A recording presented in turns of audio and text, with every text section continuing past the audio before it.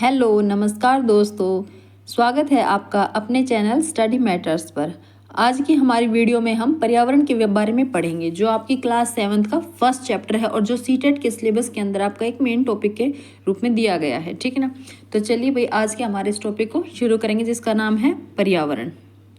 अब पर्यावरण क्या है भाई? जैसे आज तक आप लोग अभी तक पढ़ते आए हो, पर्यावरण आपको पता भी होगा, जो हमारे चारों तरफ जो है, चाहे वो आपकी जीवित चीजें हैं, चाहे निर्जीव हैं, ठीक है ना, सजीव हो निर्जीव हो, पेड़ पौधे आ गए, सभी तरह के जानवर आ गए, सूर्य, आपकी हवा, पानी, धूप, है ना, और भी जैसे पहाड़ पर्वत, ये बिल्डिंग्स हैं, हर चीज जो आपके आसपास है वो आपके पर्यावरण का पार्ट है।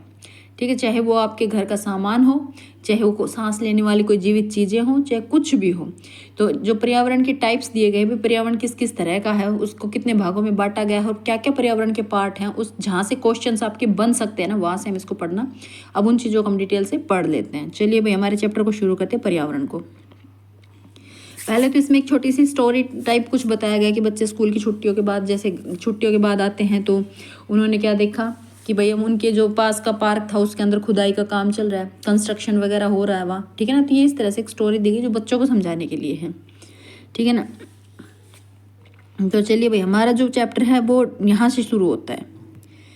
अब हम इसे यहाँ से पढ़ते हैं। इसके अंदर एक डायग्राम दिया गया है, इसमें अच्छे से आपको समझाया गया है कि पर्यावरण क्या है। ये आपके पर्यावरण के घटक के बारे में बताया गया कि पर्यावरण दो तरह का दिखाई, इसमें प्राकृतिक और मानव निर्मित।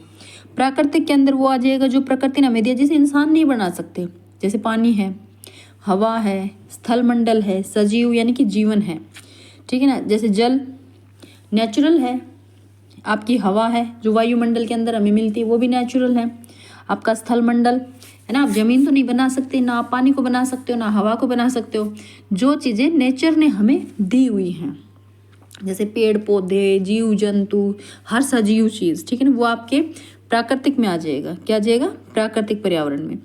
और अब आ जाता है आपका मानव निर्मित। अब मानव निर्मित का तो मतलब ही हो गया जो इंसान ने बनाई हो, मानव निर्मित। इसके अंदर आपकी इमारतें, पार्क, पुल, जो चीज़ें इंसान बनाता है कंस्ट्रक्शन करके या किसी भी तरीके से, सड़कें हैं, कोई भी किसी तरह के स्मारक है, मॉन्यूमेंट्स जिनको बोलते हैं, उद्योग धंधे, भाई ये सब क्या कौन बनाता है? इंसान बनाता है ना। तो मानव ने जिन्हें बनाया वो मानव निर्मित, और नेचर ने, प्रकृति ने हमें जो दिया वो प्रकृति द्वारा बनाए गए प्राकृतिक। अब यहाँ आगे समझिए मानव। अब पर्यावरण के घटक के अंदर मानव भी है। मानव ने, ये तो है मानव के बनाए हुए, मानव निर्मित। अब मानव रिलेशंस भी तो बनाता है ना। मनुष्य क्या करते हैं, जैसे एक व्यक्ति है, वो अपना परिवार बनाता है, परिवार में उसकी पत्नी है, उसके बच्चे हैं, उसके माँ बाप हैं, तो ये क्या उसके रिलेशंस हैं, वो भी तो इंसान ने बने, वो भी हमारा एनवायरनमेंट ही आता है। ये ध्यान रखिएगा, अगर क्वेश्चंस पूछ लिए जाते हैं तो ये जो परिवार है ये भी हमारे पर्यावरण का ही घटक है, मानव द्वारा बनाया हुए। ये फीलिंग्स जो हो गई ना इंसान की, वो भी आपके पर्यावरण का ही एक पार्ट है। जैसे समुदाय बनाए, धर्म है, ये सब क्या है? ये किसी ने, भगवान ने तो बना के नहीं भेजे ना। तो शैक्षिक यानी शिक्षा, आप स्कूल जाते हो, पढ़ते हो, तो ये सब चीज़ें कहाँ से शुरू हुई है? ये इंसानों ने शुरू की है। आर्थिक या राजनीतिक स्थिति, आर्थिक जैसे पैसा है, भगवान ने पैसे थोड़े बना के भेजे थे, वरना सभी देशों का एक ही तरह का रुपया होता है ना। किसी के डॉलर्स हैं, कहीं रूबल्स हैं, कहीं, ठीक है ना। तो ये इस तरह से क्या है, ये सब मानव द्वारा बनाई गई चीज़ें हैं। राजनीतिक स्थिति, ये बाउंड्रियाँ बना रखी हैं भाई, ये हमारा देश, वो स्टेट, ये इस तरह से सब चीज़ें, ठीक है ना, ये कॉन्टिनेंट है, ये इस तरह की सब चीज़ें। क्या राजनीतिक स्थिति जो है, या ये जो भी हर कंडीशंस जो इंसान ने बना रखी है, ये मानव निर्मित है। और बस आपके पर्यावरण के घटक में जैसे प्राकृतिक, मानव निर्मित, ये दो चीज़ें हैं। अब हम यहाँ से शुरू करते हैं। डायग्राम आपको समझ आ गया होगा। देखिए कहाँ से शुरू है भाई चैप्टर।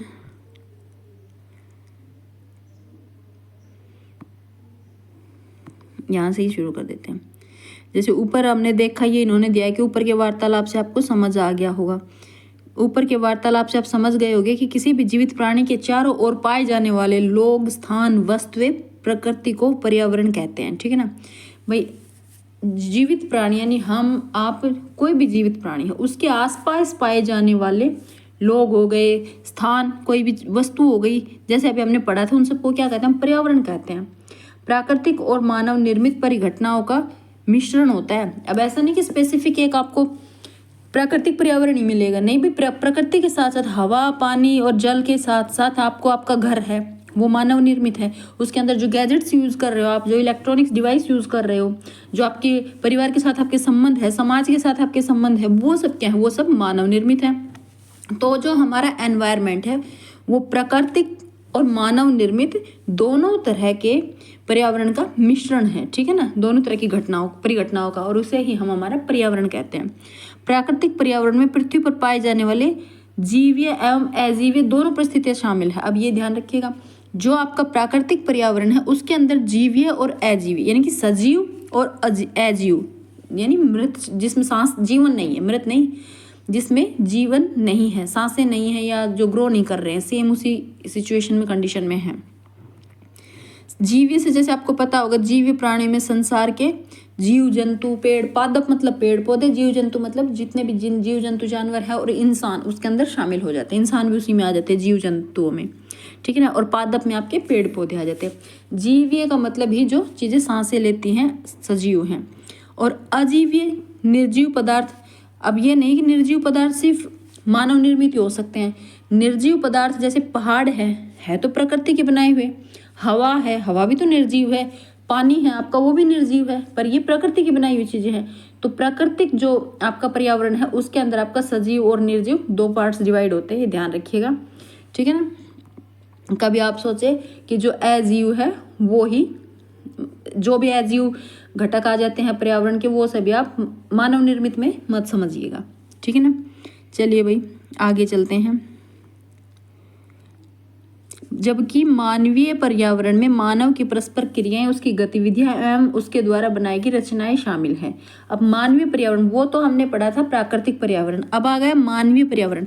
तो मानवीय पर्यावरण के अंदर क्या आ जाएगा, मानव की परस्पर क्रियाएं, जो हम हमारे समुदाय के, हमारे समाज के जो लोग हैं, हमारे परिवार के जो लोग हैं, या जिस भी स्टेट में, जिस भी गाँव में, शहर में आप जहाँ रहते हैं, उनके साथ जो भी आप क्या है परस्पर क्रियाएं, वो गतिविधियां और उनके द्वारा बनाई गई रचनाएं। रचनाएं का मतलब हो जाएगा आपके द्वारा बनाए गए हाईवेज, बिल्डिंग्स, किसी तरह की कोई संस्था बनाई है आपने, ठीक है ना, वो सब चीजें आपके फीलिंग्स से बने हुए, आपके रिलेशंस और आपकी द्वारा बनाई हुई आपकी बिल्डिंग्स वगैरह, ये जो रचनाएं हैं वो, ठीक है ना। इसमें रचनाएं का मतलब हो गया आपके मानव निर्मित कोई भी सामान, चाहे वो छोटी सी टेबल से लेके बड़ी सी बिल्डिंग हो सकती है, ठीक है ना। तो वो सब चीजें आपके मानवीय पर्यावरण के अंदर इंक्लूड होगी।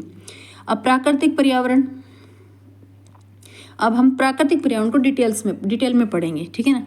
तो चलिए भाई शुरू करते हैं। भूमि, जल, पेड़ पौधे, जीव जंतु मिलकर प्राकृतिक पर्यावरण बनाते हैं। स्थल मंडल, जलमंडल, वायुमंडल और जैवमंडल से आप पहले ही परिचित होंगे क्योंकि हम पढ़ चुके हैं। अगर किसी ने ना देखा हो तो डिटेल्ड वीडियो है पीछे जलमंडल, स्थलमंडल, वायुमंडल के बारे में, ठीक है ना। तो हम इन सबको जानते हैं, जलमंडल, स्थलमंडल, वायुमंडल और जैवमंडल। अब इसके संबंध में कुछ तथ्यों की और जानकारी प्राप्त कर लेते हैं।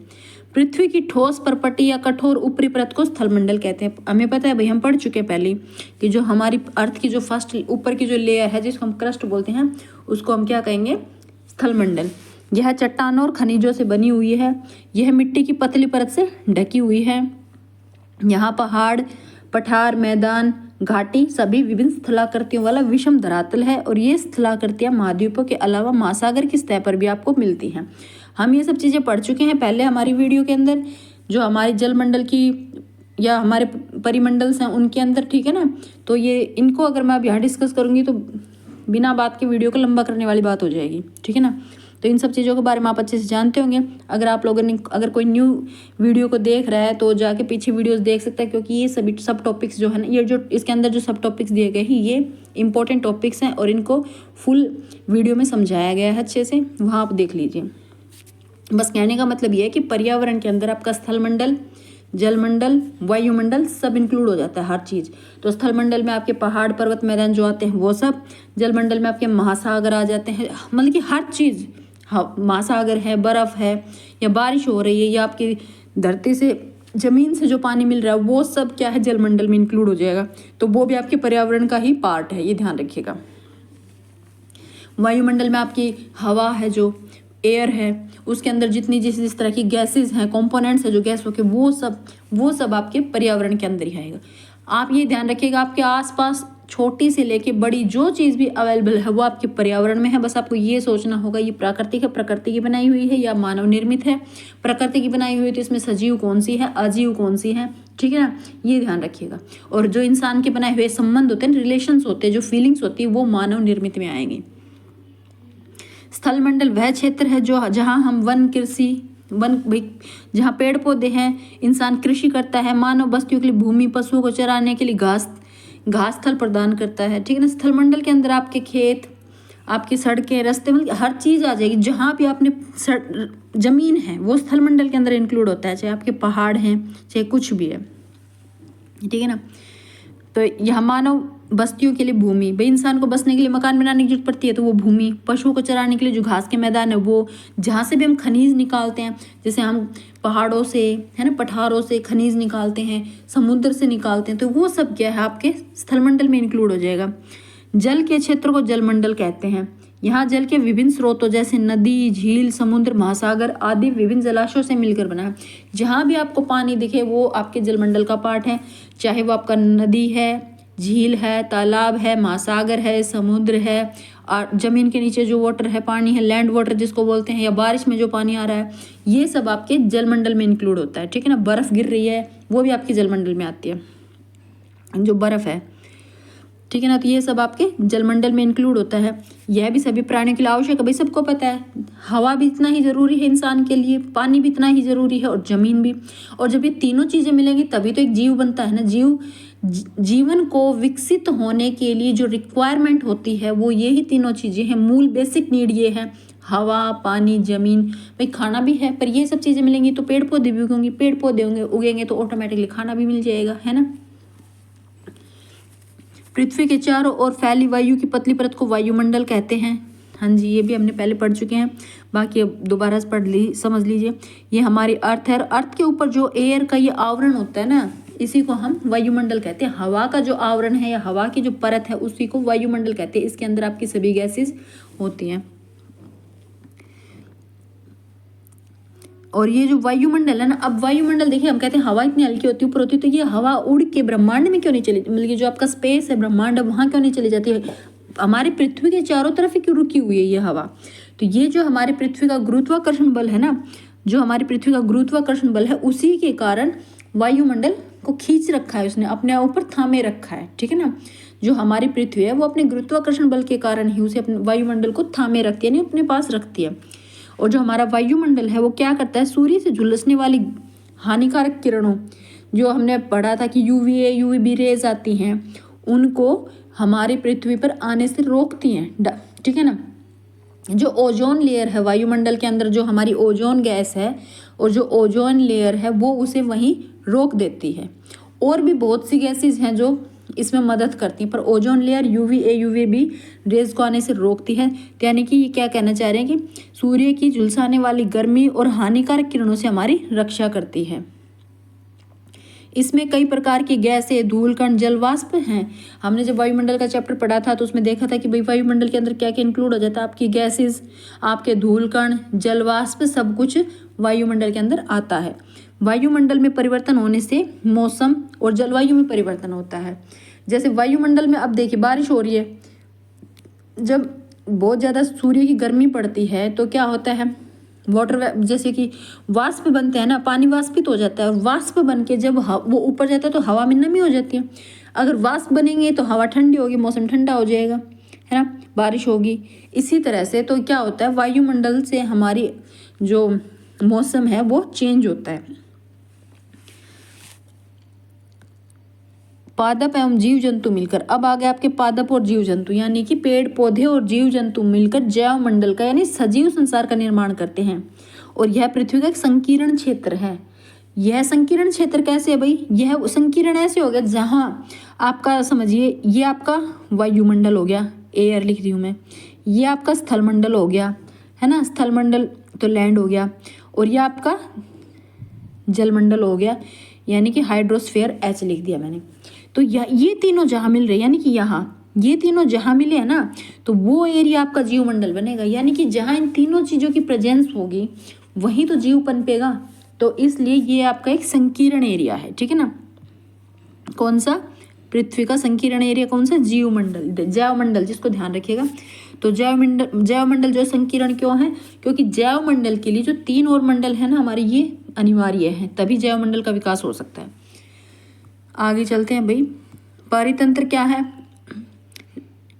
पारितंत्र में मतलब कि ये तो चलो उसमें गए। रवि की कक्षा के एक एनसीसी कैंप में जैसी ने आश्चर्य से कितनी मूसलाधार वर्षा हो रही है, इससे मुझे अपना केरल याद आ गया। तुम सबको आकर देखना चाहिए कि हमारे वहाँ कैसे हरे भरे खेत और नारियल के बागों में लगातार बारिश होती रहती। केरला में भी बारिश ज़्यादा होती है, ठीक है ना, तो इसलिए वहाँ उस जो लड़की है जैसी, उसने अपने केरला के बारे में अपनी क्लास के बच्चे को बताया, रवि को। तभी एक जैसलमेर का रहने वाला लड़का था, राजस्थान का, तो वो उसने आश्चर्य से कहा हमारे वहाँ वर्षा तो होती नहीं है। भाई जो चीज़ बच्चे ने देखी नहीं उसको तो आश्चर्य लगेगा, अरे तुम्हारे यहाँ इतनी बारिश होती है, हमारे यहाँ तो बारिश ही नहीं होती, हमें तो केवल रेत और कीकर ही नजर आते हैं और वहाँ ऊंट मिलते हैं। तो ये क्या है? ये पारितंत्र हो गया एक तरह से। जहाँ बारिश ज़्यादा हो रही है वहाँ खेती बाड़ी अच्छी हो रही है, फसलें खड़ी है, नारियल के बाग लगे हुए हैं। और जहाँ बारिश नहीं हो रही वहाँ क्या? रेत है ना, और रेत है, कीकर खड़ी है, तो वहाँ लोगों को रहने के लिए, अपना गुजर बसर करने के लिए ऊँट पालने पड़ते हैं, क्योंकि ऊँट पर ही वो सवारी कर सकते हैं, सफ़र कर सकते हैं, अपना सामान इधर उधर ले जा सकते हैं, क्योंकि ऊँट जो है वो रेगिस्तानी एरिया में अच्छे से रह सकता है, ठीक है ना, कम पानी की ज़रूरत होती है ऊँट को, इस तरह से। तो जो जहाँ जिस तरह की कंडीशंस होती है ना उसके अकॉर्डिंग जीवन हो जाना। अब यहाँ देखिएगा एग्जाम्पल दिया, इसमें एक डायग्राम दिया गया, एक ताल का आपका पारितंत्र जो होता है ना, पारितंत्र के अंदर क्या होता है कि आपको वहाँ की जो कंडीशंस है ना उसके अकॉर्डिंग सारी चीज़ें मिलने लगेंगी। अब तालाब है तो तालाब में मछलियाँ हैं, बत्तख हैं, पेड़ पौधे हैं, आगे आसपास है ना, ये सब चीज़ें इसमें दिखा रखी हैं। तो ये क्या है? इस तालाब का पारितंत्र है। इसमें मेंढक भी है, पेड़ पौधे भी निकले हैं, बड़ी जैसे गाय भी हैं, है ना, और इस तरह से सब चीज़ें यहाँ हैं। तो ये हो गया तालाब का पारितंत्र कि वहाँ कौन कौन से जीव रह सकते हैं, कौन कौन से जीव जंतु हैं, किस किस तरह के पौधे हैं, इसके आसपास का एनवायरनमेंट कैसा है, तो वो पारितंत्र बन गया। अभी देखो, अब हम उस स्टोरी को आगे ही बढ़ाते हैं। हीरा ने कहा ऊँट तो मिलेंगे, जब हम तुम्हारे रेगिस्तान आएंगे तो तुम्हें सांप और छिपकली और अनेक कीट भी देखने को मिलेंगे। मतलब कि वहाँ के पारितंत्र में, जो रेगिस्तान का पारितंत्र है, वहाँ क्या, अब ये वहाँ के पारितंत्र कैसे हुआ? क्योंकि वहाँ का मौसम, वहाँ की जलवायु ऐसी है ना, कैसी है कि वहाँ बारिश होती नहीं है, कम होती है, गर्मी ज़्यादा होती है, तो वहाँ क्या है? रेत ही रेत है, कीकर पेड़ वगैरह ऐसे हैं, नागफनी वगैरह जिनके नकुले कांटेदार पेड़ मिलेंगे वहाँ, ठीक है। वहाँ क्या होगा? ऊँट मिलेंगे, ऊँट के साथ साथ उसने क्या कहा? छिपकली, अनेक प्रकार के कीट, सांप वगैरह आपको देखने के मिलेंगे। तो ये जो वहाँ सरवाइव कर सकते हैं ना उस पारितंत्र के अंदर, जो जीवित रहने के लिए, भाई जो जीवित रह सकते हैं वो ही मिलेंगे वहाँ, जिनके जीवन के लिए वहाँ कंडीशंस थोड़ी अनुकूल हैं, वो वहाँ जी सकते हैं, वो ही आपको वहाँ मिलेंगे। तो वो वहाँ का पारितंत्र हो गया। अब यहाँ से शुरू करते हैं भाई। सभी पेड़ पौधे, जीव जंतु एवं मानव अपने आसपास के पर्यावरण पर आश्रित होते हैं, और वो प्राय भी एक दूसरे पर भी आश्रित होते हैं। भाई जैसे हम एनवायरनमेंट पे आश्रित है, वैसे एक दूसरे पर भी डिपेंड होते हैं। जीवधारियों का आपसी एवं आसपास के पर्यावरण के बीच का संबंधी पारितंत्र है, ठीक है ना। अब एक दूसरे पर आश्रित होना और अपने आसपास के एक दूसरे पर आश्रित है, तो जीवधारियों का एक दूसरे पर आश्रित होना और अपने पर्यावरण के ऊपर आश्रित होना, यही उनका पारितंत्र कहलाता है। अधिक वर्षा वाले घास स्थल, रेगिस्तान, पर्वत, झील, नदी, महासागर, छोटे से ताल का भी अपना पारितंत्र होता है। हाँ भाई देखिए, जैसे कि घास के जो मैदान है वहाँ की कंडीशंस अलग हैं, तो वहाँ के जीव जंतु और पादप है वो अलग मिलेंगे, ठीक है ना। वहाँ वो मिलेंगे जो घास को खा के जीव जंतु बड़े होते हैं, उस तरह के जानवर मिलेंगे आपको। रेगिस्तान का मैंने आपको बताया था। पर्वतों के जैसे ज़्यादा ठंड होती है तो वैसे जीव जंतु आपको वहाँ मिलेंगे हैं। और उसी तरह के हम लोग भी, जैसे इंसान भी वहाँ रहते हैं तो उसी तरह के कपड़े पहनेंगे, घर भी वैसे ही बनाएंगे, ऐसी कुछ भाई ऐसे ही जीव जंतु वहाँ पालेंगे जो पल जाएंगे वहाँ उनको। जैसे कि अब हमने जब पीछे पढ़ा था लद्दाख का, तो वहाँ ठंड ज़्यादा होती है, तो क्या करते हैं? भेड़ बकरियाँ पालते हैं, फसल होती नहीं है वहाँ, भेड़ बकरियाँ पालते हैं और उन्हीं से घी दूध मिलता है, वो खा लेते हैं, और जो मोटे कपड़े पहनते हैं, है ना, इस तरह का। चिकन वगैरह जैसे मुर्गी पालन कर लेते हैं, इस तरह की चीज़ें, वो वहाँ का पारितंत्र, उसी के अकॉर्डिंग वो इंसान भी ढल गए हैं और वहाँ के जीव भी ढल गए हैं, ठीक है ना। इसी तरह से झील और नदी और महासागरों में हर जगह का अपना पारितंत्र होता है। पारितंत्र का मतलब है आप अपने आसपास के एनवायरनमेंट के ऊपर, ऐसा एनवायरनमेंट या ऐसे जीव वहाँ मिलेंगे उस पर्यावरण में जो वहाँ सरवाइव कर सकें उसी के अकॉर्डिंग ढल जाते हैं वो, ठीक है ना। चलिए भाई, अब आ जाते हैं हमारा मानवीय पर्यावरण। अब तक हमने हमारा प्राकृतिक पर्यावरण पढ़ा, मानवीय पर्यावरण को और पढ़ लेते हैं। तो मानव अपने पर्यावरण के साथ पारस्परिक क्रिया करता रहता है और उसमें अपनी आवश्यकता के अनुसार परिवर्तन करता रहता है। भाई मनुष्य को जब जिस जिस चीज़ की जरूरत होती है वो उनको उन्हीं का आविष्कार करता रहता है ना। तो क्या कहते हैं कि जरूरत आविष्कार की जननी है, कुछ इस तरह का वर्ड है भाई। तो क्या कहते हैं, हमें जिस चीज़ की जरूरत होती है ना हम उसी चीज़ को बनाते हैं, उसी की तरफ हमारा ध्यान रहेगा। तो वही बात है, प्रारंभिक मानव ने स्वयं को प्रकृति के अनुरूप बना लिया था। शुरू में आप देखिए आदि मानव कैसा था, धीरे धीरे विकास करते करते आज हम कहाँ पहुँच गए हैं। तो ये क्या है, हमें जैसे जैसे किसी चीज़ की नीड हुई, खोज करते रहे, कोशिश करते रहे, उसमें इम्प्रूवमेंट आता रहा, है ना। उस तरह से शुरू में क्या था, मनुष्य का जीव, जो प्रारंभिक मानव थे उन्होंने अपने आप को प्रकृति के अनुरूप बना लिया था। उनका जीवन सरल था, आसपास की प्रकृति और उनकी आवश्यकताएं पूरी हो जाती थी। जैसे शुरू वो क्या करते थे कि रहने के लिए गुफाएं थी, खाने के लिए कच्चा मांस ही खा लेते थे, उसको पकाते भी नहीं थे।